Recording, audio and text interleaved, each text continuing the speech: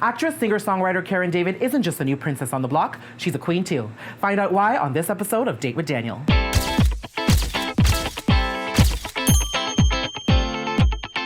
Karen, it's been a few years. Actually, it hasn't been that long since we've spoken. No, because we're on WhatsApp all the time. But we're at the Queen's Trunk, which is your high fashion British pop-up shop. But before we talk about that, let's talk about the acting career. The last time we spoke, we were talking about Galavant. You were on a high, galloping, with all the ratings. And unfortunately, the show wasn't picked up for another season. But when one door closed, the other one opened to Once Upon a Time, and you're playing Princess Jasmine, the first live-action Princess Jasmine. Talk to me about that. I love you, because you always, I never thought of that, and you're right, and that's such an honor for me in every way. Right from the minute that I heard the news that I got the role, it was just a childhood dream come true. As a child growing up, the Disney princesses that all little girls look up to, there's so many to choose from. The ones I looked up to, Jasmine was right on top of that list, and then Pocahontas and Esmeralda, because these were diverse princesses that I thought that maybe I could be somewhat like, and just never in a million years did I think that would actually happen. So when the announcements were made, I told the fans that I don't take the role lightly. I know that every fan who's a huge fan of Jasmine especially has their own opinion and idea of what she should and shouldn't be. So it's, no pressure at all. No pressure at all. I just really wanted to make sure that I gave it my best and would represent her in a way that would make all the Jasmine fans really proud. Yeah. Well, you're pretty much, confirmed to go down in history. No pressure.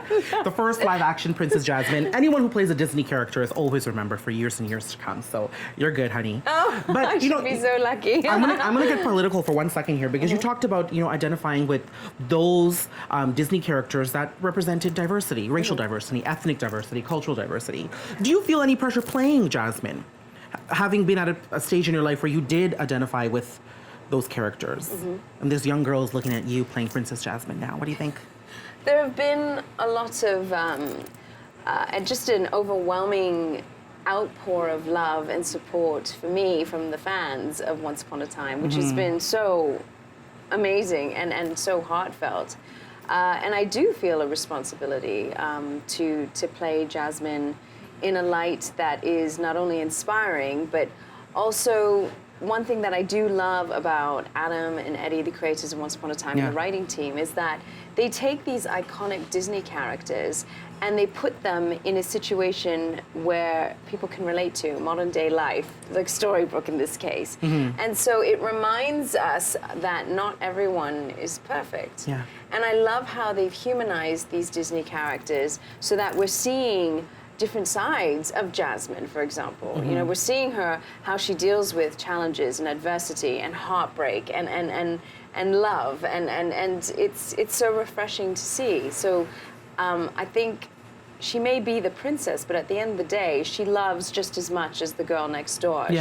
She feels and she hurts just as much as the girl next door as well, and is relatable on so many levels. Speaking of princesses and kingdoms, let's talk about the Queen's Trunk. That was the most beautiful segue ever. Now, the Queen's Trunk, I've been coming to the Queen's Trunk for the past few years to support you. It is your love of fashion, it's your love of style, it's your love of vintage clothing, and your British culture all coming together in one little pop-up boutique.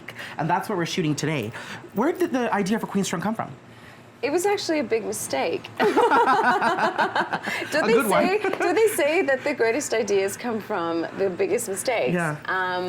It's when my husband now, but my boyfriend at the time, he was moving in, and like all girls, when they're moving in with their boyfriend, they go through this challenge of finding closet space. And of course, I had taken up all the wardrobes, and I left only a little bit. Of course. For him. And Carl just said, look, I'm not going to fit all my stuff. We've got to take some of your stuff out. Of course, it was trying to decide. And he literally just staged an unplanned intervention and went through my closet and started pulling out all these vintage pieces that I'd collected. I collect vintage. I they might be either too big for me or too tiny, but I just love to look at them because I've always had a passion for fashion. That rhymes, passion for fashion. Passion for fashion. And it was actually my friend Eileen Dickinson that suggested, well, why don't you do a pop-up shop? And I had no idea what pop-up shops were, and because for me this is going to be a one-off. And she told me you should do a pop-up shop, and I wanted to give a bit of the proceeds to charity too.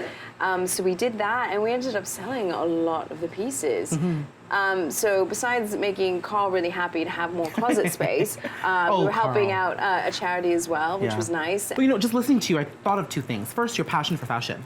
You know, being like an actor, and then a singer-songwriter at the same time too. You know, you're all parts of this entertainment industry in one tiny package. How does this project, The Queen's Trunk, help satisfy your creative urges? Because I find when I meet artists who are doing a lot of different things, every little thing they do satisfies them on a creative level. It does. Yeah. I mean, this is more my fashion side, which I've always, I'd like to think, you know, my friends have told me I always had an eye for. You do look good on the carpet. I will say that, Yay! Phew, thank goodness. No, and you know, I've been able to work with some wonderful people back in England, and I've learned from really great and inspiring fashionistas that have just opened my eyes to new styles and you know, new brands and whatnot. So I feel really, I just feel blessed. Like it balances. I feel like it balances me in a lot of ways because everything in the shop, it is each time we come back and we do our pop-ups, everything that's in the shop is meticulously chosen by, you know, the lookbooks and the stylists. And it's a curation, I see here. It is. Yeah. It's very much a curation of and a reflection of what's going on the catwalks. Yeah. I feel like what we're bringing over here is not, mainly the exciting bit is supporting new talent. Yeah. And it makes me so happy when I see customers come into our store and they're just so excited about what they see, and then the price points, it's like a nice match. It's a nice match, and that makes me happy. But you know, my last question to you is, you mentioned about supporting new talent through the Queen's Trunk. There are a lot of budding young professionals out there who want to make it into singing or into fashion or into acting, and you've been successful at all three of them, and many more, I'm sure. What's your advice to them? I think definitely never trade the long term for the short term. I've been really fortunate with having really good people around me.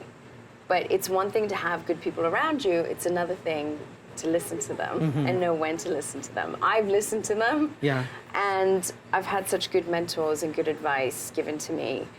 And it is patience, but I'd rather go step by step, laying the foundations one by one, because if your foundations are strong and your setup is strong, then everything thereafter you're setting up for a more long term. And I always remember that, and that is my drive, and that is what's kept me going. If you're focused and you have a good attitude on your shoulders and you treat people the way you want to be treated, and you love what you do, then you're the lucky one, and you just got to keep going and persist. And that goes for anything in life, whether you want to be a doctor or you want to work in the bank or whatever job it is. If it's something that you love to do, it'll never, ever be work. Yeah. Did you hear that? Listen to her, folks. Thank you so much, Karen. Thank you. Love. Mwah. Mwah. Darling, yes. Come back anytime. Let's have a cup of tea, the Queen's Trunk. A cup of tea, yes. Afternoon tea. Pinkies up. Thank you so much.